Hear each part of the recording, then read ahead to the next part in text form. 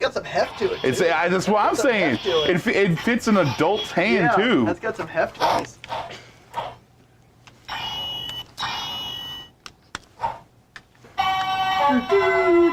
That's so classic. I know, that's what I love about it. And then of course they're all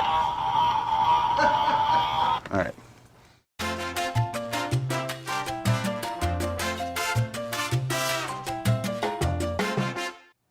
Hey all you comic book readers and true believers, it's Tuesday and I'm your friendly neighborhood comic guy, Mitch Harmon. You guys know what's up, Mitch's Picks. First up from IDW, Transformers Historia, written by Chris McFeely.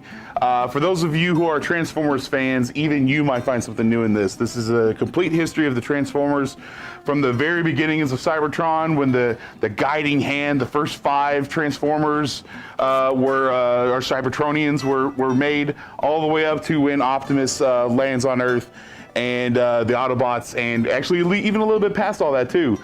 This is a complete history pulled from stories from the 1980s Transformers all the way to the modern day IDW stuff, and art pulled from all those books as well.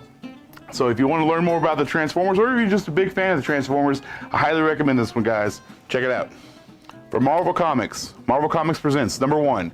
Written by Charles Soule, Greg Pak, and Ann Nocenti. Art done by Paulo Siqueira, Tom Coker, and Greg Land. These are 3 short stories, one featuring Wolverine from World War II, one featuring Namor from World War II, and also one featuring Captain America, not set in World War II, but he talks about World War II stuff. 3 short stories, kind of like filling in the gaps for all these heroes and whatnot, maybe setting some stuff up to later come in their own series, but we're not entirely sure. This is a new one, just kind of a bunch of little short stories for people to enjoy if you want to learn more about these characters. I'm sure number 2 is going to feature a brand new set of characters, guys. So if you're just looking for the nice, quick, and fun stuff, I highly recommend it. Check it out. From IDW, TMNT, Shredder in Hell, number 1, written and drawn by Mateus Santaluco. For those of you who've been following the Ninja Turtles, awesome, great. For those of you who haven't, what's wrong with you? This is one of the best Ninja Turtle series ever. But if you guys remember, for those that have been following it, back in issue 50, Splinter took over the Foot by defeating the Shredder, beheading him. But right before Shredder died, he was able to come to peace with himself, I guess you could say, realizing that the dream that him and Hamato Yoshi had when they were little boys, he wants to fulfill that, become the master of his own destiny. Well, Shredder wakes up in hell in this one, Orokusaki. But if you guys have been following the Ninja Turtles, you know that Orokusaki is actually just the physical vessel for the original leader of the Foot Clan, Takashi Tomoro, I believe was his name. But they're supposed to be the vessels of the Dragon God, and you know, there's a lot of lore into it, guys, but you should really pick this one up. It's going to be a 4-part miniseries. It's called Shredder in Hell. I don't know how much more metal they can get, but also it's a very interesting story, written and drawn by the guy who's working with Kevin Eastman on the new stuff, so you know it's going to be good, guys. Check it out. From Marvel Comics, Invaders, number 1, written by Chip Zdarsky, art done by Carlos Mano with Butch Geis. For those of you who are big fans of the Invaders, this is going to be kind of a great reunion, I guess you could say. Jim Hammond, the original Human Torch, is going around trying to recant all these great stories from his World War II days and whatnot. But I guess his android brain isn't as clear as it originally was, and he's going asking old people from the wars, not just old soldiers, but also Captain America, and even trying to find out Namor. Which through the process, Captain America and Jim Hammond find out Namor is actually trying to start another war. Worried about their friend, they feel like maybe he's going a little mad with some of the new powers that he's had. Namor now has a manipulation over water and whatnot. Pretty interesting, but this is a new series coming out of Marvel Comics. Chip Zdarsky is the writer.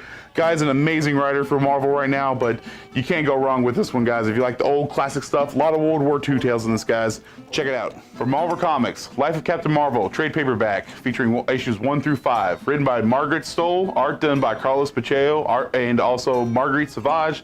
And there's a lot of other people there. There's flashbacks and whatnot involved in this. This is the now official origin story of Captain Marvel. For those of you who've been following Marvel for a very long time, the old way was that Captain Marvel shielded Carol Danvers from the radiation of a blast, and the radiation pulled his Kree physiology out and implanted it in her. Well, now that situation actually is just something that activated her powers, because now she is half Kree. Her mother full-blood Kree and her father human. And she learns all this in this book as well. She's out gallivanting in space and everything, and she has a little bit of an anxiety attack, so she's sidelined, put back on Earth, try to get back to who she really is. And in the process, she learns a lot of these things that have been kept from her for so long in this. This is now the official story of origin story of Captain Marvel, featuring some new characters and whatnot. I highly recommend this, guys. Even if you're not that interested in this, it's good to get on for this for the sake of the movie coming out here in March sometime. I'm not sure exactly what day, but highly recommend it, guys. Check it out. That's all my picks for this week, everyone. Keep reading your comics, true believers, and also don't forget to be a Mighty Morphin Power Rangers. Ha! Ha!